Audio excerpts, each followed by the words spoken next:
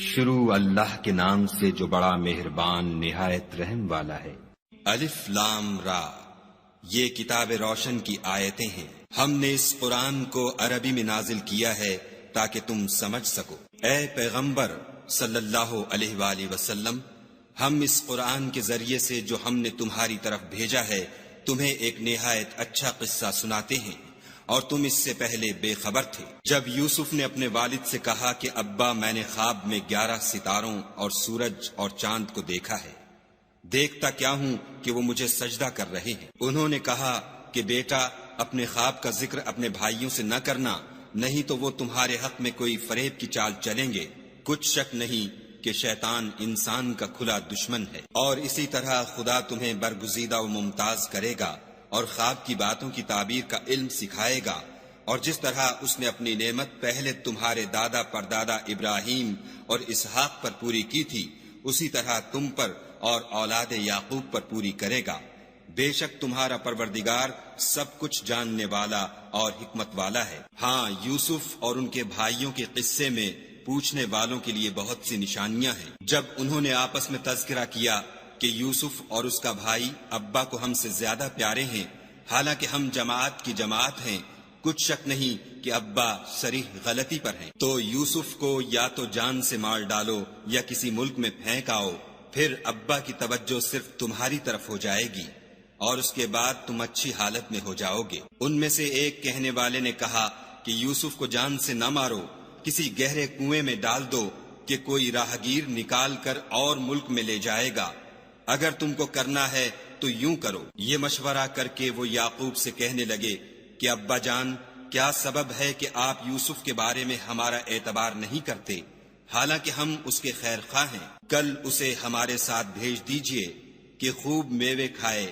اور کھیلے کودے، ہم اس کے نگہبان ہیں۔ انہوں نے کہا کہ یہ امر مجھے غمناک کیے دیتا ہے کہ تم اسے لے جاؤ، یعنی وہ مجھ سے جدا ہو جائے، اور مجھے یہ بھی خوف ہے کہ تم کھیل میں اس سے غافل ہو جاؤ اور اسے بھیڑیا کھا جائے۔ وہ کہنے لگے کہ اگر ہماری موجودگی میں کہ ہم ایک طاقتور جماعت ہیں اسے بھیڑیا کھا گیا تو ہم بڑے نقصان میں پڑ گئے۔ غرض جب وہ اس کو لے گئے اور اس بات پر اتفاق کر لیا کہ اس کو گہرے کنویں میں ڈال دیں، تو ہم نے یوسف کی طرف وحی بھیجی کہ ایک وقت ایسا آئے گا کہ تم ان کے اس سلوک سے آگاہ کرو گے اور ان کو اس وحی کی کچھ خبر نہ ہوگی۔ یہ حرکت کر کے وہ رات کے وقت باپ کے پاس روتے ہوئے آئے اور کہنے لگے کہ ابا جان، ہم تو دوڑنے اور ایک دوسرے سے آگے نکلنے میں مصروف ہو گئے اور یوسف کو اپنے اسباب کے پاس چھوڑ گئے تو اسے بھیڑیا کھا گیا، اور آپ ہماری بات کو گو ہم سچ ہی کہتے ہوں باور نہیں کریں گے، اور ان کے کرتے پر جھوٹ موٹ کا لہو بھی لگا لائے۔ یعقوب نے کہا کہ حقیقت الحال یوں نہیں ہے، بلکہ تم اپنے دل سے یہ بات بنا لائے ہو۔ اچھا، صبر کہ وہی خوب ہے، اور جو تم بیان کرتے ہو اس کے بارے میں خدا ہی سے مدد مطلوب ہے۔ اب خدا کی شان دیکھو کہ اس کنویں کے قریب ایک قافلہ آوارد ہوا، اور انہوں نے پانی کے لیے اپنا سقا بھیجا۔ اس نے کنویں میں ڈول لٹکایا تو یوسف اس سے لٹک گئے۔ وہ بولا، زہ قسمت، یہ تو نہایت حسین لڑکا ہے، اور اس کو قیمتی سرمایہ سمجھ کر چھپا لیا، اور جو کچھ وہ کرتے تھے خدا کو سب معلوم تھا، اور اس کو تھوڑی سی قیمت یعنی معدود چند درہموں پر بیچ ڈالا، اور انہیں ان کے بارے میں کچھ لالچ بھی نہ تھا۔ اور مصر میں جس شخص نے اس کو خریدا، اس نے اپنی بیوی سے جس کا نام زلیخا تھا کہا کہ اس کو عزت و اکرام سے رکھو، عجب نہیں کہ یہ ہمیں فائدہ دے یا ہم اسے بیٹا بنا لیں۔ اس طرح ہم نے یوسف کو سرزمین مصر میں جگہ دی، اور غرض یہ تھی کہ ہم ان کو خواب کی باتوں کی تعبیر سکھائیں، اور خدا اپنے کام پر غالب ہے، لیکن اکثر لوگ نہیں جانتے۔ اور جب وہ اپنی جوانی کو پہنچے تو ہم نے ان کو دانائی اور علم بخشا، اور نیکوکاروں کو ہم اسی طرح بدلہ دیا کرتے ہیں۔ تو جس عورت کے گھر میں وہ رہتے تھے اس نے ان کو اپنی طرف مائل کرنا چاہا، اور دروازے بند کر کے کہنے لگی، یوسف جلدی آؤ۔ انہوں نے کہا کہ خدا پناہ میں رکھے، وہ یعنی تمہارے میاں تو میرے آقا ہیں، انہوں نے مجھے اچھی طرح سے رکھا ہے، میں ایسا ظلم نہیں کر سکتا، بے شک ظالم لوگ فلاح نہیں پائیں گے۔ اور اس عورت نے ان کا قصد کیا اور انہوں نے اس کا قصد کیا، اگر وہ اپنے پروردگار کی نشانی نہ دیکھتے تو جو ہوتا ہوتا، یوں اس لیے کیا گیا کہ ہم ان سے برائی اور بے حیائی کو روک دیں، بے شک وہ ہمارے خالص بندوں میں سے تھے۔ اور دونوں دروازے کی طرف بھاگے، آگے یوسف، پیچھے زلیخا، اور عورت نے ان کا کرتا پیچھے سے پکڑ کر جو کھینچا تو پھاڑ ڈالا، اور دونوں کو دروازے کے پاس عورت کا خامند مل گیا۔ تو عورت بولی کہ جو شخص تمہاری بیوی کے ساتھ برا ارادہ کرے، اس کی اس کے سوا کیا سزا ہے کہ یا تو قید کیا جائے یا دکھ کا عذاب دیا جائے۔ یوسف نے کہا، اسی نے مجھ کو اپنی طرف مائل کرنا چاہا تھا۔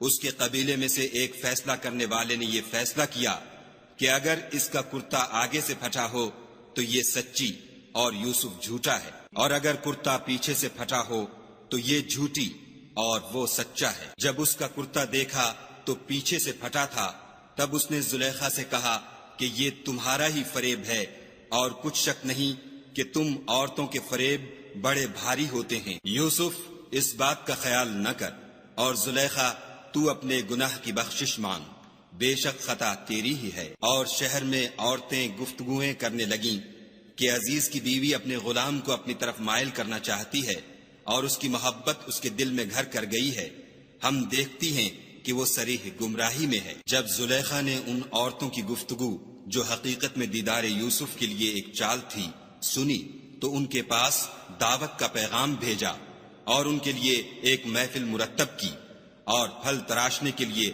ہر ایک کو ایک ایک چھری دی، اور یوسف سے کہا کہ ان کے سامنے باہر آؤ۔ جب عورتوں نے ان کو دیکھا تو ان کا روب حسن ان پر ایسا چھا گیا کہ پھل تراشتے تراشتے اپنے ہاتھ کاٹ لیے، اور بے ساختہ بول اٹھیں کہ سبحان اللہ، یہ حسن، یہ آدمی نہیں کوئی بزرگ فرشتہ ہے۔ تب زلیخا نے کہا، یہ وہی ہے جس کے بارے میں تم مجھے تانے دیتی تھیں، اور بے شک میں نے اس کو اپنی طرف مائل کرنا چاہا، مگر یہ بچا رہا، اور اگر یہ وہ کام نہ کرے گا جو میں اسے کہتی ہوں تو قید کر دیا جائے گا اور ذلیل ہوگا۔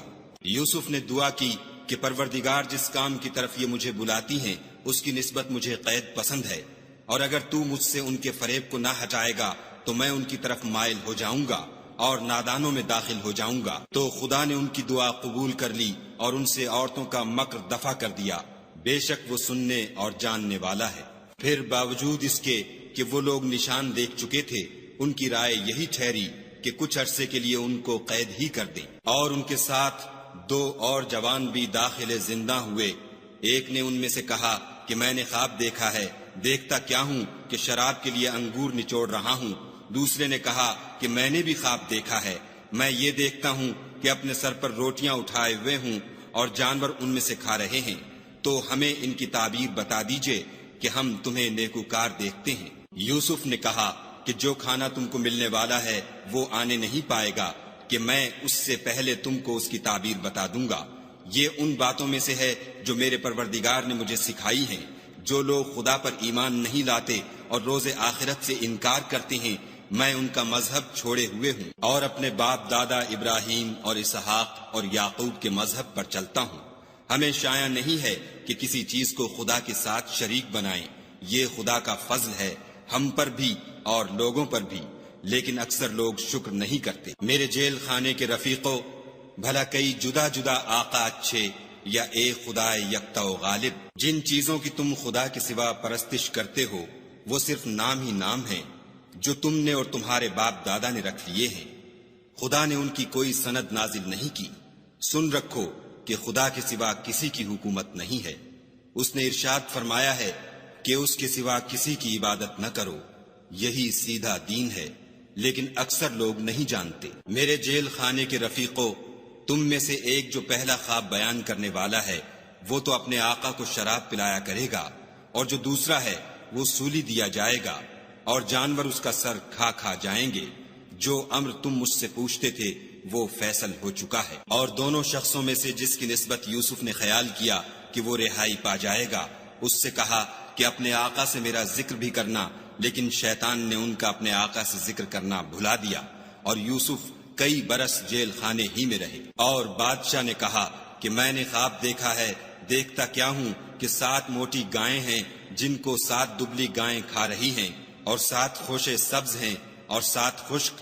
اے سردارو، اگر تم خوابوں کی تعبیر دے سکتے ہو تو مجھے میرے خواب کی تعبیر بتاؤ۔ انہوں نے کہا یہ تو پریشان سے خواب ہیں اور ہمیں ایسے خوابوں کی تعبیر نہیں آتی۔ اب وہ شخص جو دونوں قیدیوں میں سے رہائی پا گیا تھا اور جسے مدت کے بعد وہ بات یاد آ گئی، بول اٹھا کہ میں آپ کو اس کی تعبیر لا بتاتا ہوں، مجھے جیل خانے جانے کی اجازت دیجیے۔ غرض وہ یوسف کے پاس آیا اور کہنے لگا، یوسف، اے بڑے سچے یوسف،